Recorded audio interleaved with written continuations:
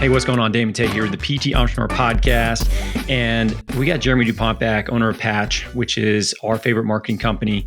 One of the smartest marketing minds in the space. And in particular, it's interesting when someone's run a clinic like Jeremy has and then can apply that skill set to help other clinics grow their businesses. But this is 2025. Things are changing. It seems like on a monthly basis in terms of technology and advancements and AI in particular, and how that's applying to things like being found on the internet. And that's what we're going to talk about today. We're going to talk about local search. What's the difference between that, and SEO? How to put yourself in a position to actually be found when lots of people are searching for a solution to their problem in your area, and make sure you're positioning yourself to be able to get that lead flow of really high intent, potential clients that want to come your way. So first of all, Jeremy, thanks for jumping back on the podcast for, I think must be like the sixth time. I don't even know. I've lost count. I know we got to keep count. Yeah. I'm excited to talk about this. I think this is something that I've been leaning into the last probably 6 to 8 months. And I think it's because, like you said, this is where the most traffic is coming from right now. This is what was working the best. And that's the thing with marketing is you have to go where the leads are coming from. And right now it is this local SEO buzzword that's happening. And, with all the changes that are happening on Google, with all of the AI tools being rolled out, there is kind of a new wave of SEO, and where that old website traffic that would have gone directly to your website, some of those blue links, it's now going to some of these AI models. It's going to Google business profiles. It's going to Google Maps. So yeah, excited to dive into it. So why don't we start with this? Let's lay out, even within the last couple of years, traditionally, what were strategies that people were doing that were going well, that they were winning with, and where's the transition to kind of what's happening now and what people should really, kind of maybe lean more into focusing on that isn't necessarily, whatever these strategies were that they were doing previously. Yeah, so I think the way that I look at it in more of traditional SEO, when I first started my clinic in 2021, SEO is just all about how do we get as much website traffic as possible, and I think that's kind of what some of these SEO agencies were doing as well. There's one metric that we care about, and it is the amount of website traffic that is coming to your website, which I think was good, right? Of the more website traffic, ideally, the more leads you're going to have, and then ideally, the more patients you're going to have. But things have changed a lot in that sense. And, I think that strategy is a little bit outdated now too, in terms of we work with a lot of clinics that have had, quote unquote, traditional SEO done, and they're getting, maybe 5,000 to 10,000 website visits a month, which is a lot of website traffic, but they're getting website traffic for super random keywords that don't really matter for them.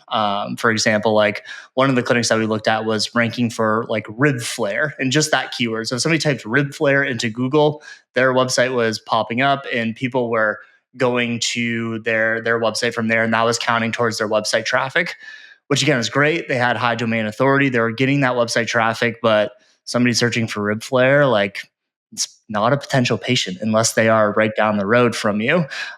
So this new wave of SEO and kind of what local SEO is still trying to get as much website traffic as possible, but more so on the local side of things. For somebody searching for, best physical therapist near me, or showing up for keywords that are your city physical therapy clinic, or your city dry needling, or, whatever that keyword may end up being. And it's just a different thought process in a different way that you do your SEO and the things that you put into your SEO in order to actually show up for those keywords.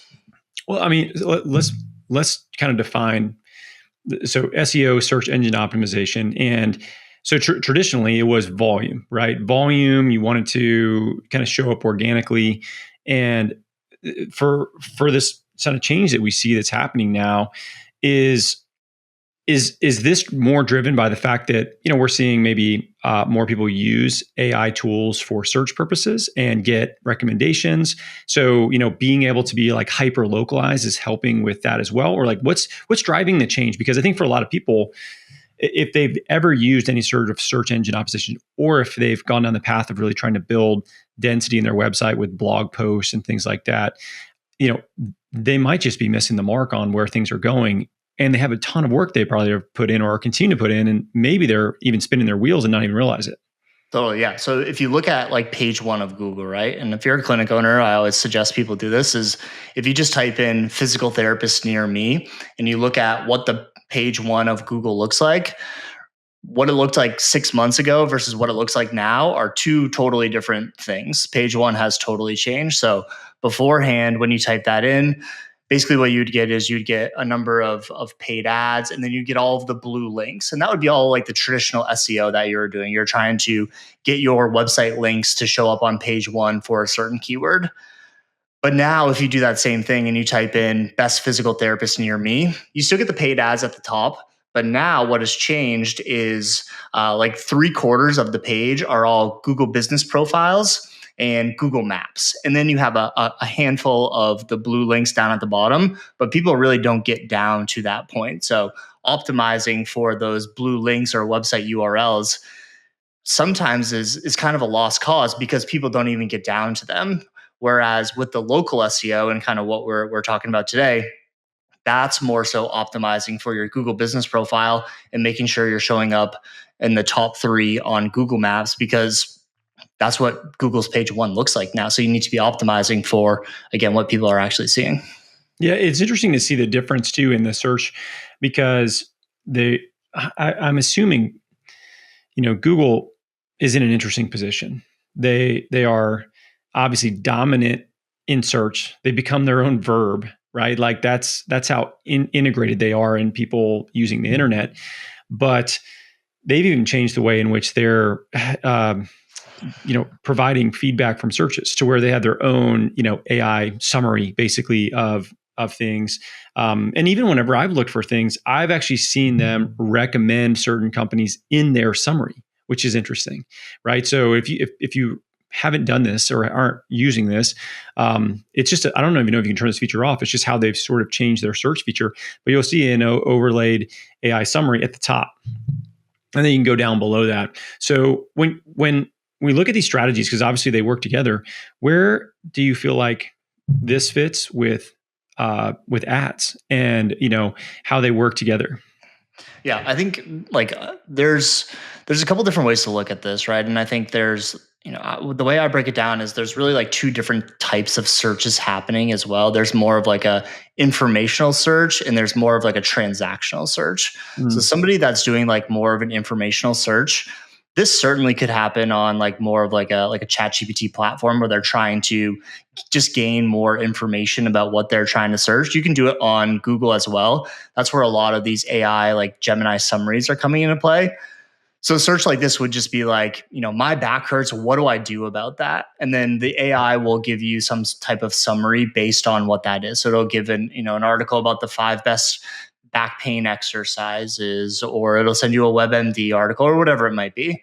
So that's one side of it. That's more so where we're seeing these AI summaries come into play. The other side is going to be these transactional searches, which is going to be like somebody actually that has a little bit more intent. That would be best physical therapist near me, who does dry needling in my city. And those are people that are actually looking for a service.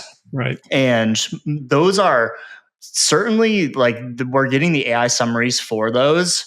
But that's where like those type of searches, those are getting like directly sent to Google business profiles and Google Maps. That's where that traffic right now is being sent to. So what we're seeing and what's working the best is whatever you're doing. And we can talk about the 3 things that go into like ranking on Google Maps and this local SEO. But those things that you're trying to do to optimize yourself on Google Maps, the AI summary, that's what it's pulling from is, however, you're showing up on Google Maps, that same information that got you to number 1 on Google Maps is also what's getting you listed in these AI summaries. So the good news is that you don't need to be doing a ton of different things to be showing up on Google Maps and in the AI results. They're really pulling from the same things. Yeah, I mean that's basically where they get their information, right? And I think what's interesting is when we look at user behaviors, they're is going to be a transition where people will use, different large language models and AI for information purposes, like we were talking about. But like, we're recently in, Portland, Maine, where you live up that way. And if we were like looking for a coffee shop or whatever, something that we were looking for, it's not like we were getting on. Like, I don't actually think it's very helpful to use ChatGPT in those specific scenarios versus just go to like your Google map and look it up, Totally. so I think from a local service business standpoint, which is what we're talking about with physical therapy clinics, that is probably going to be one of those things that's like very resilient and probably worth you continuing to spend time and energy on, because there are many things that will change pretty quickly, but I don't really see people's habits in terms of how they're looking for those types of businesses changing anytime soon. And if anything, like they feel comfortable with that, they see reviews. There's a lot of benefits that are built into that that is just like really, really hard to kind of remove. So let's talk about the three things you're talking about to actually improve your local SEO so people can be found easier. Yeah. So the first thing, and this is the most important thing, and it's good to know too. Like Google rolled out new documentation when they rolled out their new page one on the factors that they're looking at in order for people to rank on page one. One of the biggest highlights in this new documentation that they rolled out was the prioritization of your Google business profile. So this is not something that really mattered beforehand. But now is the biggest factor for showing up in AI search results and getting yourself to the top 5 on Google Maps. And we look at Google Maps like in a 5-mile radius. So if you want to show up, you want your clinic to show up number 1 within a 5-mile radius on Google Maps, you have to have your Google business profile dialed in. And a lot of what we see, and I think it's pretty common because you just kind of forget about it, to be honest with you, is you start your business, you set your Google business profile up, you fill out a couple things, you hit skip, skip, skip because you have a million other things to do.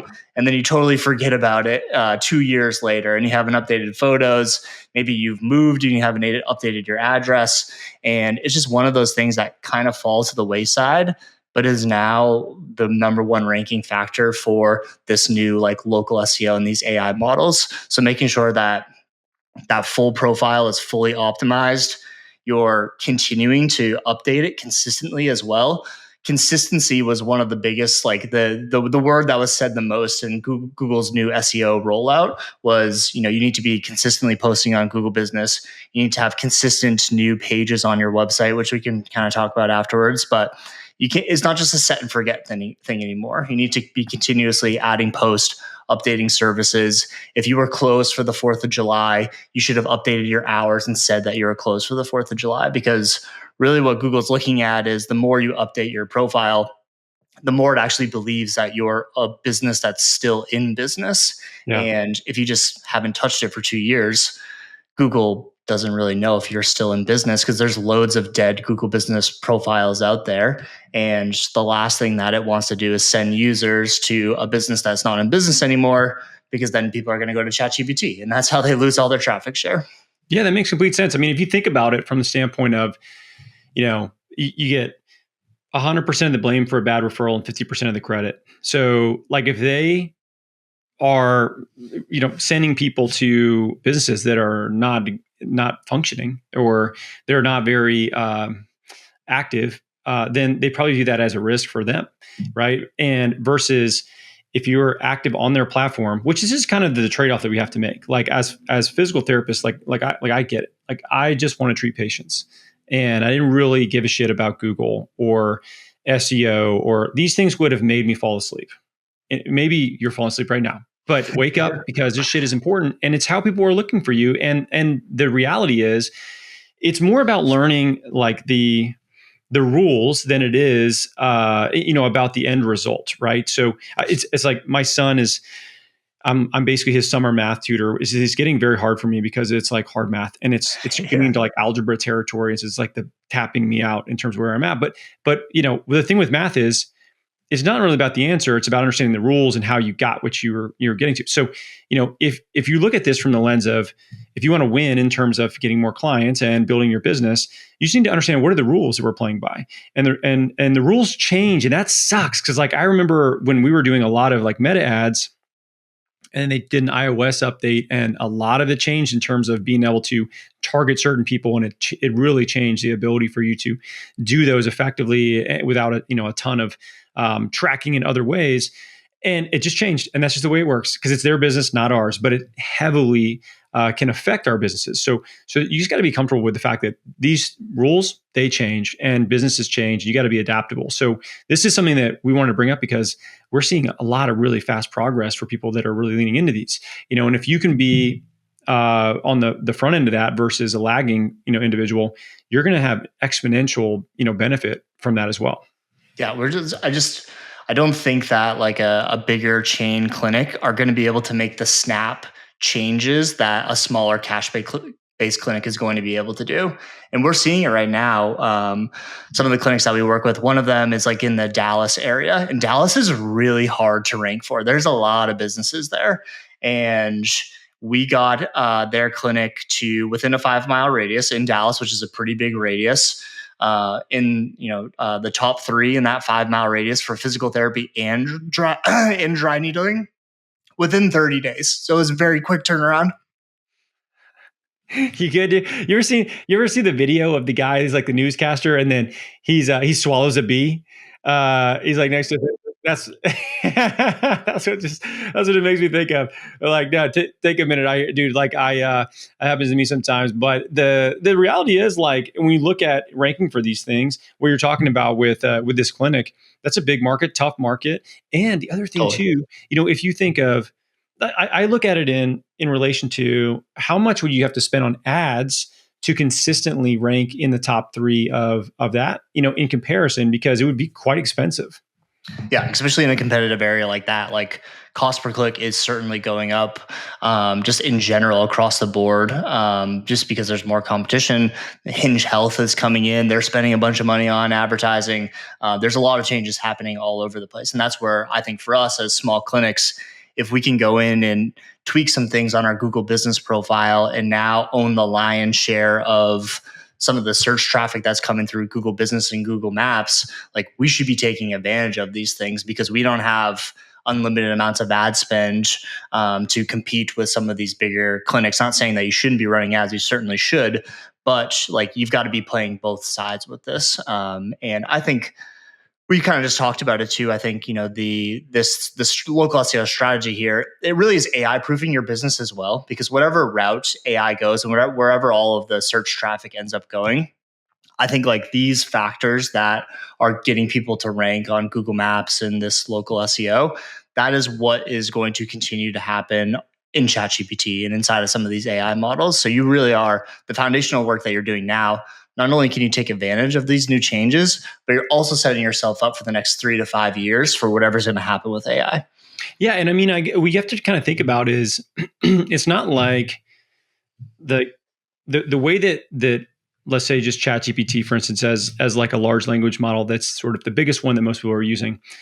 It gets its information from the internet, and the biggest search engine on the internet is Google, right? And Google has their own AI as well. And I've actually really appreciated the AI summaries that they have for a lot of things. Because if I don't want to get into something intricate, I don't want to go into ChatGPT and like look some shit up. In fact, I actually find that there's still a lot of mistakes that they make with many things, and especially when it comes to local businesses. But just being able to like that one platform that people are comfortable with, I think is really worth leaning into. And when you look at the work that you put in, if you see that things are trending away where there's going to be other players in terms of search and recommendations, yeah, you want to put yourself in a position to where you're an authority from where they gather that information, right? Like that's the key. You can't go into ChatGPT right now and do things per se that are going to increase your business's visibility. You have to do them for where they're gathering the information, which is the internet. Totally, 100%. And that's where still like kind of the second factor leads nicely into like the second thing you should be doing with local SEO, which is continuing to still do and optimize your website. So technical SEO is still like, it used to be the number one factor for ranking for your blue links on page 1. It is now still certainly a factor. Maybe it's not as big as your Google business profile, but it's 1B if it's not the first thing. So making sure, again, this is where people fall asleep on me, right? Making sure your meta description is dialed in, all of your schema markups, your site mapping looks correct, all of those things that, again, as clinic owners, unless you are interested in this stuff, you probably shouldn't worry about it, and something you should look to hire out. So all that stuff is still definitely the same. Blog creation, like continuous new content, is still very, very important. This content, though, it has to be like, Google terms it as like authoritative content. So it can't just be like a list of 10 things that ChatGPT spit out to you for, best exercises in physical therapy, and then you copy and paste it onto your website. There has to be a human element to that as well, and you need to show that you are the industry expert. And then the kind of the last part with like the on-page SEO is what I like to call money pages. These are really what's ranking and getting people to rank really highly on Google Maps, and also what's showing up in those AI summaries that you're talking about. So if you search for best physical therapist, Back Bay, Boston. So Back Bay in Boston is like a little neighborhood inside of Boston.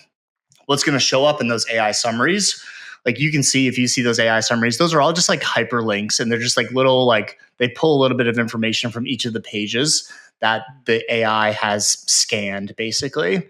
And what's ranking really well for those right now are very specific landing pages based on what that search is. So if somebody searches for best physical therapist, Back Bay, Boston, what's going to end up showing in the AI summary and what's going to get you to the top of Google Maps in that area is having a landing page on your website that is Back Bay, Boston physical therapy. That would be like the slug of your URL. So if I use my old clinic, for example, it'd be ripplebasecamp.com/Back Bay, Boston physical therapy. And then that page on there has all of the SEO elements to it. And we call those money pages because that's where all the traffic is going to, and that's where you're getting all the results from. So those are really like, again, like kind of old hat SEO of things that you used to have to do in order to show up, but with a little bit of twist with some of these new pages that just need to be site mapped correctly and indexed on Google. So it's almost like landing pages. You're essentially building a search specific landing page for what somebody might be looking for, because it's going to be more similar to the actual term that they're searching for, which is obviously, yeah, that's like SEO, 101 in terms of a lot of those things. But in conjunction with that, being able to have, authority built into the page, which, if you even look at recently, YouTube just announced that it would not pay the sponsorship ad amount that they pay for people that are not producing content themselves. If it's AI generated content, they don't view it as something that they're going to pay someone to get views for that. And I can imagine that there's also going to be a heavier emphasis towards non-AI generated content, which it's pretty easy to see. Like if you pay attention to any of this stuff, I know very quickly if somebody sends me an AI generated email, because it doesn't sound like a freaking human being, and same thing with the blog post. And people aren't dumb, like you realize those things. And if someone's trying to be a expert in like running, let's say, right? Like, you'll know if somebody knows about running based on the verbiage they use, or golf or whatever. Like there's things that people that are involved in those communities understand, and they're quite nuanced. So I do think it matters, and it's worth taking the time, especially it sounds like with these specific sites, to really, put a lot of effort into those, because they're going to help you rank so much better. Yeah, totally. And I think you can think about it. It's a pretty, like, it's an easy thought process to think through. It's tricky to actually execute on. I'll use Boston as like another example where, within Boston, there's a handful of neighborhoods that you would want to show up for. So it'd be, you'd want the Back Bay Boston physical therapy landing page. You'd want the Beacon Hill Boston physical therapy landing page. You'd want the South End Boston physical therapy landing page. But then you can do that with all of your services as well. So you could do dry needling Boston physical therapy. You could do dry needling Beacon Hill physical therapy. And then that's how you start to attack not only the main keyword that we should be trying to show up for, which is physical therapy, but if you can do a little bit of keyword research and you can figure out like what is the search volume for some of these other search terms that are out there, that's where you can really set yourself apart. And if you can capture 100% of the dry needling traffic that's out there, and nobody else is really optimizing for that, now you've just unlocked a whole other funnel of new patients coming in the door. So there's a little bit of secret sauce behind all of these pages. You can't just like clone a page and expect it to rank and think that you're going to be good. There is like some actual like technical SEO behind these and some of the things that you can do with the Google Maps. But that's the general like overall idea on it. Yeah, and it seems how often would you say that like stuff like this is a meaningful change is occurring? You mean in terms of like the overall like algorithm? Yeah, it's sort of like what, because it sounds like, okay, Google says, all right, we're making a change. Here's the rules, right? Like, how often do you think that these bigger platforms are making like a significant change that people need to really adapt what they're doing and modify their strategy? Yeah, I mean, in the 3 years that I ran Ripple, and I nerded out on this stuff. I love this stuff, so I was always in the know with kind of everything that was going on. There were certainly changes that were happening, but they're pretty minor. The overall thought process of SEO was basically the same. But in the last 8 months, things have changed almost monthly on this Wow. of like what you need to be doing. And it's a combination of, like you said, Google trying to keep up with the AI things that are happening and make their user experience a little bit better. The way that people are finding businesses. In May, when they rolled out this update, they said 77% of people are using Google My Business profile to find local service businesses versus going to like people's actual websites. Yeah. So Google has to adapt to that stuff. So, I'll be honest, I don't see it changing anytime soon. I think this rapid like change and updates are going to continue happening for God, at least the next year, I would assume, if not the next, 3 to 5 years. And it's interesting because I feel like if you really look at what's driving this, I feel like it's Google trying to navigate what to do and in such a changing environment that they've essentially just had a monopoly in for so long, right? And for us as business owners, reliant in a lot of ways on these platforms, it's just one of those things that like understanding where to spend your time, where to spend effort. It's so important because we have such a finite amount of time, and if it's like, okay, sweet, like my business page is really important. Like we're gonna not leave it dormant. We're gonna make sure we're posting on things. We're gonna make sure that we're responding to reviews when we get them. We're like actively engaging with people. It's worth you saying like, okay, my admin at my clinic is going to dedicate a certain amount of time to this each week because it's that important. Versus not knowing what to spend time on, you end up just spinning your wheels on stuff. Or maybe you're just doing things that are outdated because the speed of change is just kind of hard to keep up with when you're actively just trying to run a clinic. Yeah, totally. I think at the end of the day, Google's a business. It's a big business and it's always going to want your advertising dollars. So that's always going to be a part of their platform. Paid advertising, I think no matter what ends up changing, is still going to be the main driver with all of this stuff, whether ads show up in AI mode now. Like we're able to run ads in like on Google Maps and in Google Business Profiles now, which has been working super well. That's where, again, like for clinic owners, you can go into Google Ads and like spin up an ad pretty easily now. They'll just like, you can hit a couple buttons. You can say you're a physical therapy clinic and they'll want you to go live, as soon as possible, because again, they want to take your ad spend. Yeah. But if you don't know what you're doing in there, then, a couple $1,000 can go pretty quickly over a couple months. And then you kind of just assume that ads don't work for me. But right now we're seeing, Google Ads like really being pushed, especially with these big changes. Yeah, and I think the difference there is for sure it makes sense for any platform to make it easier for somebody to spend money on their platform. I think the challenge is it's the feedback loop of what are you getting from that? Because even for us, like whenever I first started running our Google Ads, I was like, man, I'm killing it. I'm getting all these calls, and they were terrible, like awful qualified. I mean, yes, we were getting, our phone was ringing, but it was nobody we would work with, or just like a lot of spam, stuff like that. And but to Google, they're like, we got you more traffic, we got you more calls, but if anything, it was actually worse than wasting money because it then wasted our time as well. Totally. So for years we were just like, screw it, that doesn't work. And then, obviously we get a little bit more sophisticated and realize, oh, it's more complex than that, than whatever, this click a couple buttons and get going.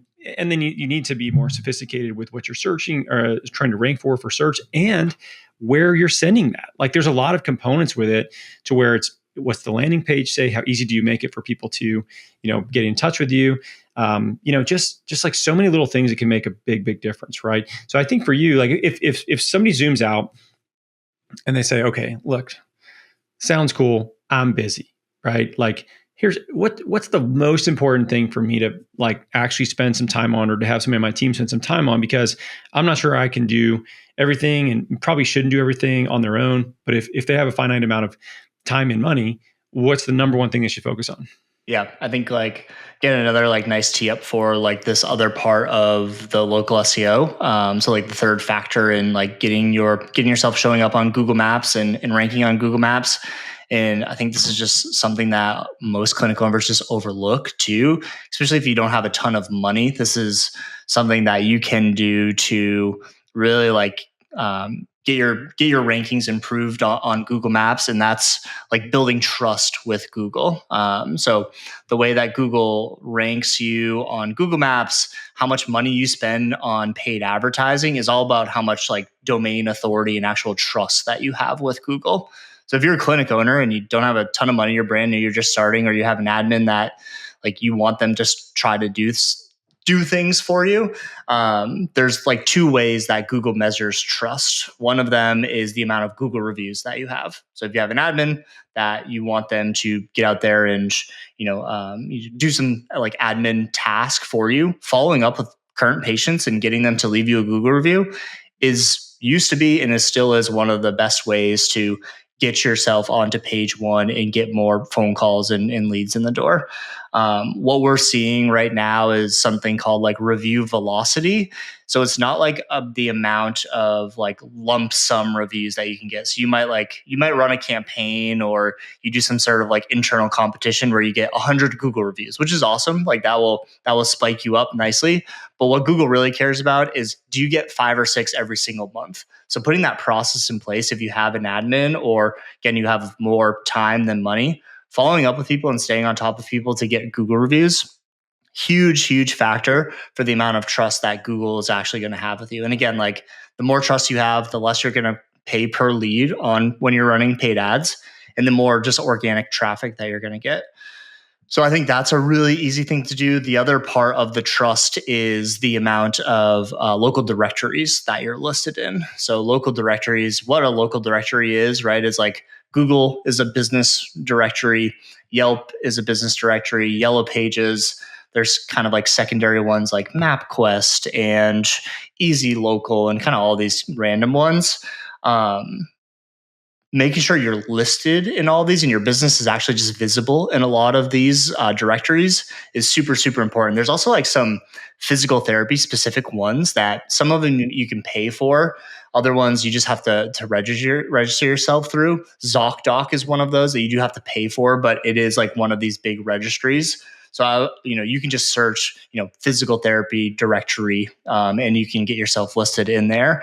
But I do a ton of SEO audits for clinics, and I would say 99% of them are listed in Google and Facebook, and that's kind of it, and nothing else there. So it's either you pay somebody to get yourself listed in all these directories, or you go out and you sign up for Yellow Pages, you sign up for Yelp, you sign up for all of these other directories that are out there, and you get yourself listed there. Because if we're talking about AI traffic and AI proofing businesses, what a lot of the AI models are doing now is they're looking at all these directories, because these are all theoretically businesses that are listed in there.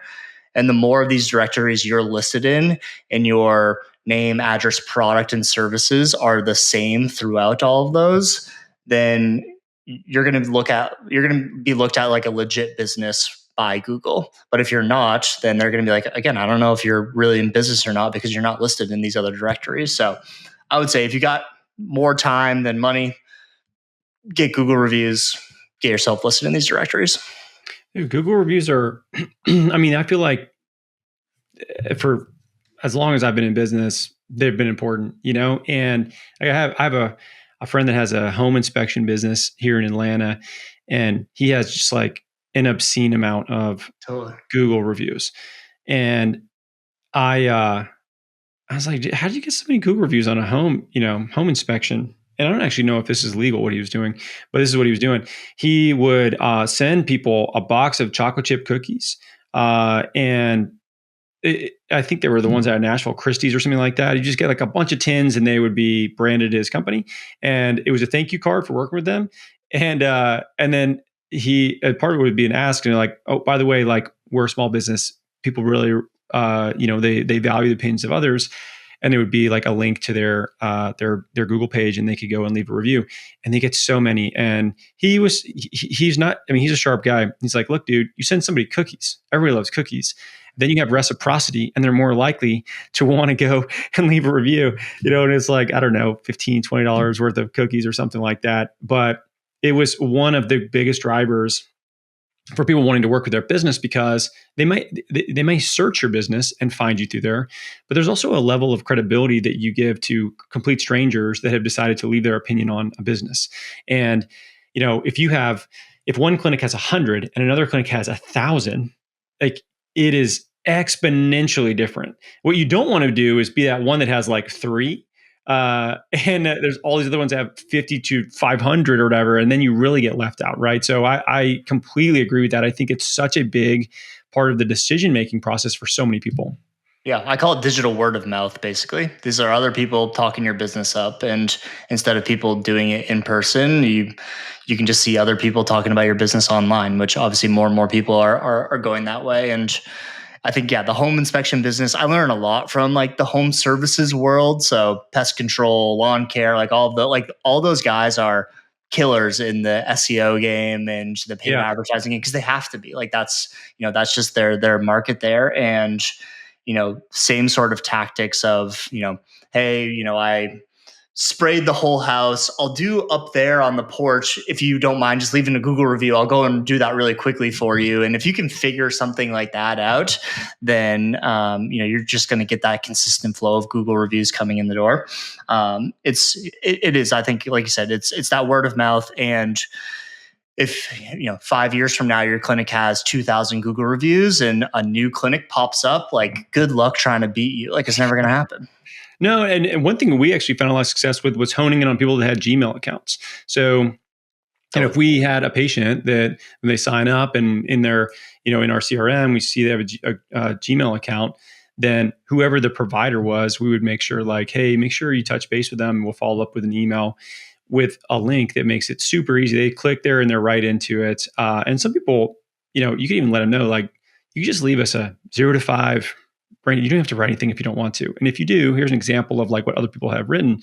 And narrowing down the people that had Gmail accounts, it increased our odds significantly because there's no friction. It's just like automatically they're probably already signed in if they have Gmail, and then they can just leave a review so fast versus somebody that, let's say somebody has a Hotmail account, probably not asking them to leave a Google review. Like, it just unlikely that they're gonna do it and create a Gmail account just to do that. So you might be able to like narrow down some of your focus with that, but it is incredibly important.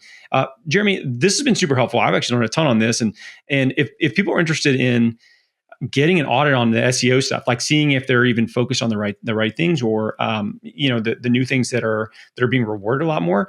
What's the way in which they can like get Patch to take a free look at their business and see if they're doing okay on the local SEO side or not?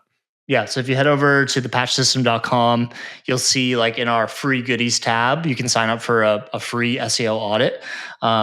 Basically, this is an audit where we take a look at your clinic. We see where you're ranking on Google Maps, what your domain authority is, what your sitemap looks like, what keywords you're looking at. It's a super informative call just to kind of see where you're at.